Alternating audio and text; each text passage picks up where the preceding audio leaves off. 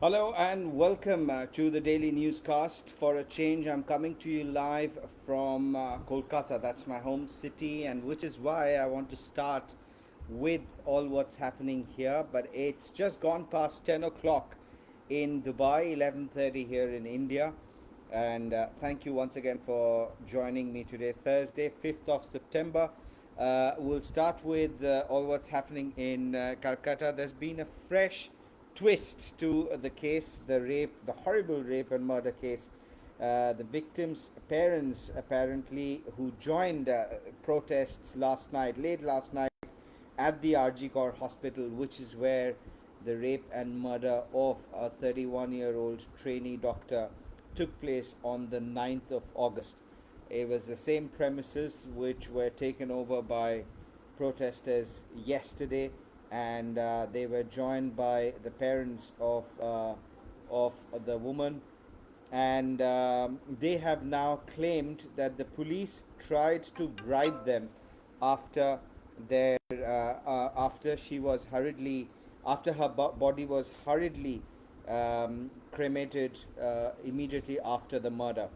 The victim's father also alleged that the Kolkata police tried to bribe them with money. So that's a startling revelation that has come out, and it's been now reported by several newspapers here in India, including Hindustan Times, Times of India, and NDTV.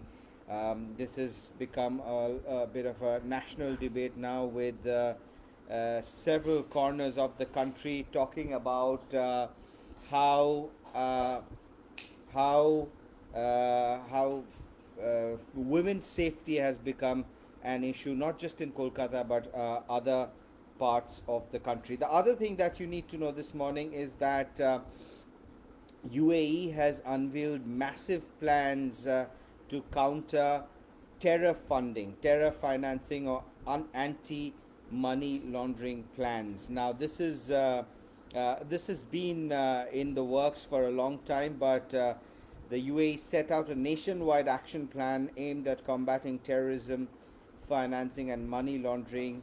On the financing bill, it was approved by the UAE cabinet on Monday.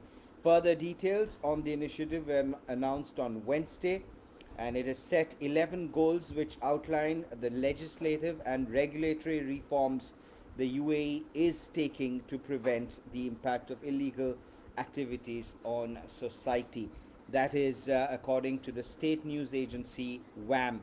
And the last thing that you need to know this morning, of course, as protests continue in Kolkata, protests continue in Israel as well, very much against how Benjamin Netanyahu, the Prime Minister, has been handling the truce talks and the conflict with Gaza. More than 40,000 people have died since the conflict first broke out last October.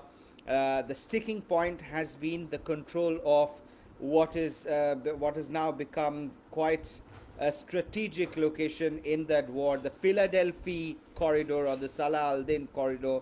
Now, Egypt, US, and Qatar tried to mediate talks between Israel and Gaza, but Gaza walked out of those talks, and Benjamin Netanyahu pulled out of those talks, backtracking, saying that they will not pull out, the troops will not be pulled out from the Salah al Din or Philadelphia corridor.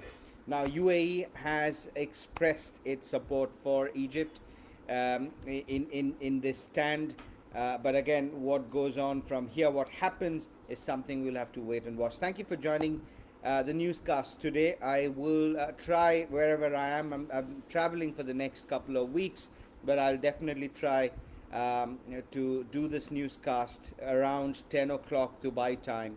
So if there's anything else that you want me to talk about, please let me know. This is the 5 minutes that you spend with me just to get up to speed with all what's happening in and around you, not just in Dubai, but around the region.